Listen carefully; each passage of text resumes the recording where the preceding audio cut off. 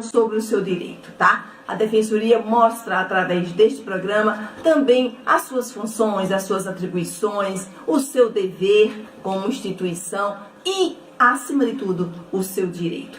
Quem já chegou por aqui foi o nosso querido Luciano Tavares. Se Deus quiser, ele vai estar bem melhor do que ontem. Edivan Ramos, que já está deixando, muito obrigada sempre. Débora Matos está ao meu lado. E eu inicio o programa falando sobre uma situação que parece, muitas vezes, para quem não vivencia o dia a dia, que ela não existe, né? Então, por exemplo, falo da justiça. Quando a justiça é cega. Sabe que o símbolo da justiça é aquela moça, né? Com os olhos vedados, mas às vezes parece que ela vê um pouquinho assim, né? Ou assim, não sei. Mas quando a justiça é cega, a prisão, que é, na verdade, ela é a exceção, a regra, pelo nosso ordenamento jurídico, a prisão é a exceção. Mas o que vemos muito é que a prisão virou regra. E a liberdade é exceção, porque qualquer situação, muitas vezes, acaba se prendendo. Eu sei que a sociedade, às vezes, não compreende muito, e às vezes até torce que todo mundo que esteja envolvido em qualquer situação seja preso e acabou. Mas isso quando, lamentavelmente, esta prisão bate à nossa porta, nós queremos ter uma outra visão, porque não vamos achar muito justo, porque aí trata-se de um filho, de um irmão, de um parente, de um pai, de uma mãe, que parece que isso não vai chegar à nossa porta. Infelizmente, querido, eu quero dizer que isso pode chegar à porta de qualquer um de nós, tá? A prisão ilegal, ela constitui um ato atentatório à liberdade do cidadão. Direito aí consagrado pela Constituição Federal, né? Apesar da garantia constitucional, a ocorrência comum e origina-se sempre da arbitrariedade ou incompetência de uns e má-fé também. Equívocos assim burocráticos ou apurações irregulares de outros acabam levando para uma prisão equivocada. Nesses casos, a lei assegura o direito ao inocente de ser reparado pelo erro cometido pelos seus agentes públicos, né, através de uma indenização contra o Estado, por exemplo, responsável pelos atos praticados. Lá no artigo 5º, trata do Estado indenizará o condenado por erro judiciário, assim como o que ficar preso além do tempo fixado na sentença. Veja, o Estado tem que indenizar. Mas certamente não é isso que queremos. Essa indenização, eu tenho certeza que ninguém quer. Aliás, indenização nenhuma quando nós somos atingidos. É direito, queremos, mas na verdade não precisávamos. Se o Estado tivesse sido mais diligente, mais cuidadoso, mais eficiente, que não causaria muitas vezes decisões, condenações e prisões equivocadas, atrapalhadas, ou até direcionadas. Querido, tem alguns casos aqui que nós elencamos de prisões e de condenações injustas.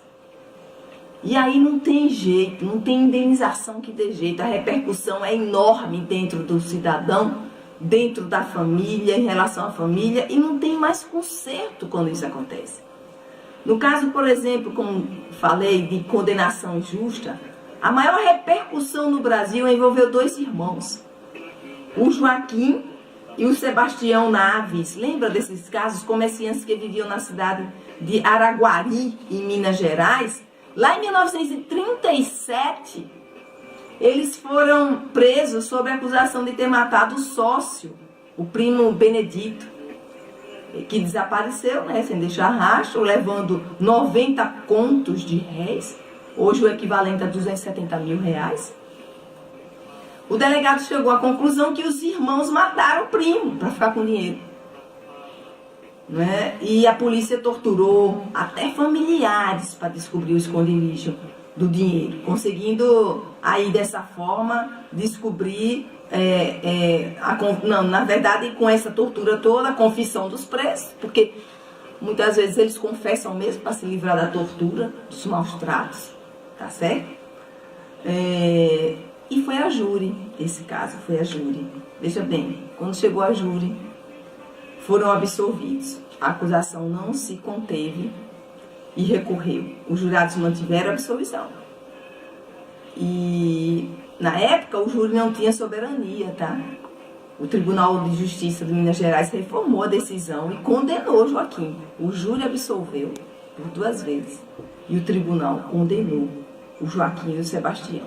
Joaquim pouco depois morreu como indigente. E Sebastião encontrou o primo vivo em julho de 1952.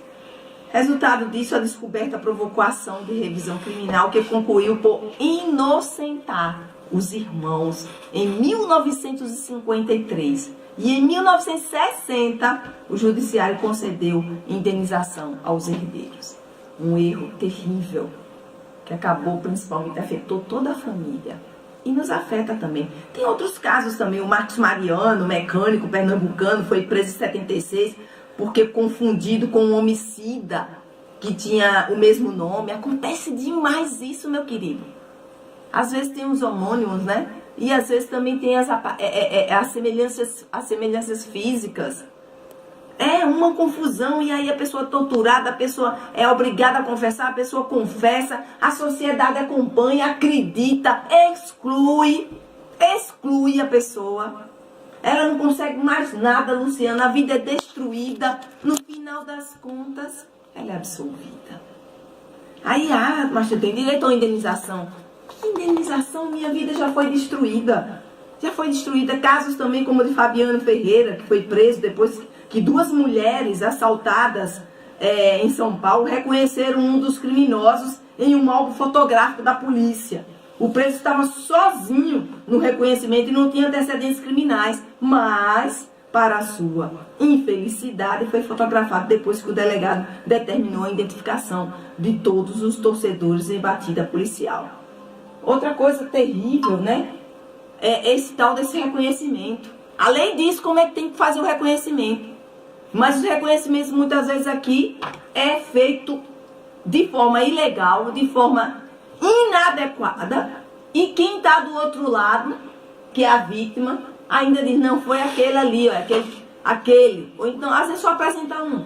Porque o certo é colocar, a lei manda colocar, pelo menos umas 4 pessoas parecidas, entende?